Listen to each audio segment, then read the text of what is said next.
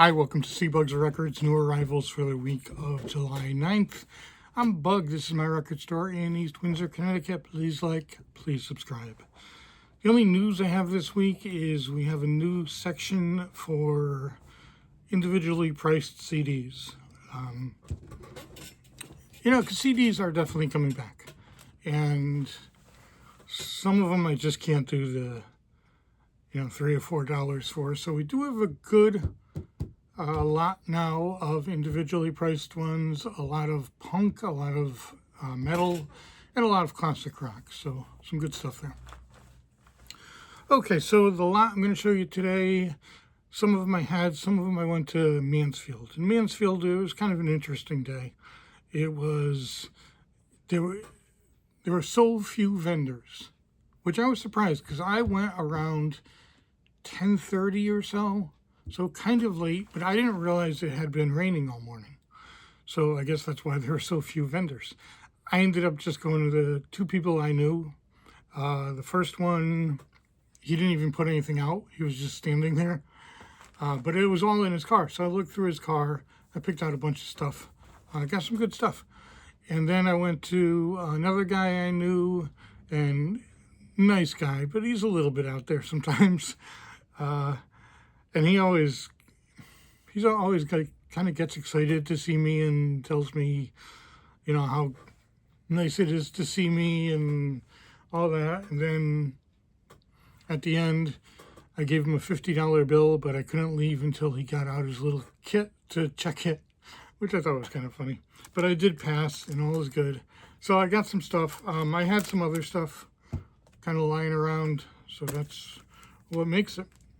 I spent $184 at Mansfield. Got two copies of Lynyrd, Skynurd, Gold and Platinum because I don't have any, so I was happy to get these. $22 each.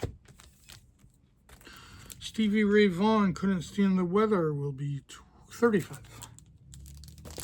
One of my favorites, Van Morrison, Moondance, will be $35. Nazareth, Malice in Wonderland will be $10. Janis Joplin, Greatest Hits. This is kind of a must-have. $18. Frank Zappa, Tinseltown Rebellion. I almost said Tin Skeleton. Tinseltown. Anyways, double, I believe, $30. Blind Faith will be $25. Eat a Peach, have not had this in a while. Allman Brothers, obviously, $26. Grateful Dead, I'm starting to get a little low on, $42. Okay, so this is Joe Palooka. Now, I did not know who Joe Palooka was. It's an old radio program. I actually thought it was Bazooka Joe, which I believe is the character's name. But Joe Palooka is a boxer, and the voice they use, he does not sound like a boxer. But I like this. I only listened to half of it. There's two separate stories. The story I listened to had nothing to do with boxing, really. He was just, the guy was with his son and looking for a job from Joe, but Joe said no because he had enough people, but then it ended up that this guy was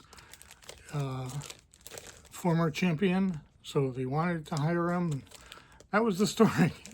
I liked it. I really liked it. $12 on that. This is New England. I don't know much about them. These certainly look like a 80s hair metal band. $12. The Marvelettes. I like the Marvelettes. We got 18 on this. Greatest Hits. You ever hear Twisted Postman? So the Postman was a big thing. A lot of songs about the Postman because he'd always be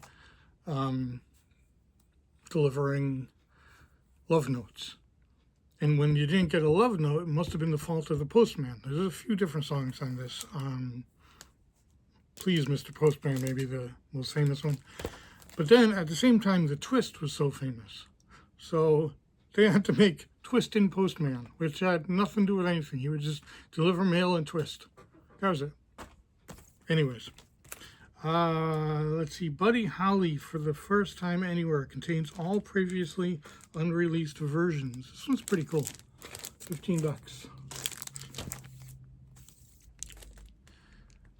Jerry Harrison, Casual Gods, Rev It Up. This is $15. It's sealed. I know almost nothing about this. I think it's safe to say nothing. How's that? Have a Good Day, Al Green. Al Green's always kind of hard to find. $16. The Doors. First one. And we have 22 on that. The Band, The Best of the Band. We have 18. I'm always pretty short on the band. I do not remember the last time I saw The Last Waltz. I love The Last Waltz. I gotta find that. Drag City, Jan and Dean will be 10. Red Rubber Ball, The Circle will be 10.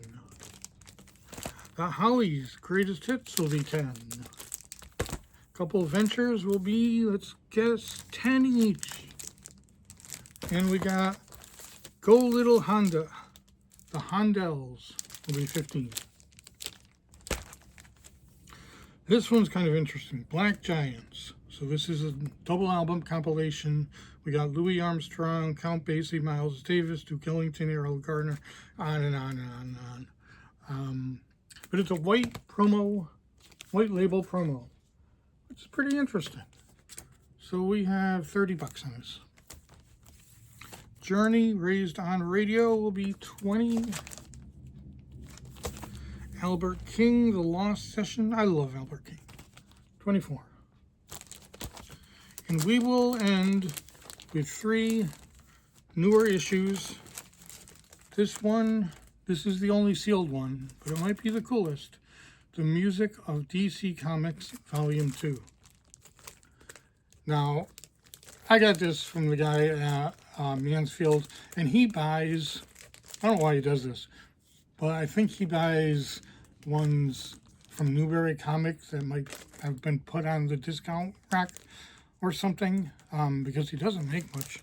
But I had to get this because Aquaman is on it. And ever since the 70s, Aquaman has been my favorite. I don't care what anyone says. I mean, he takes care of the ocean. The ocean is 3/4 of the earth.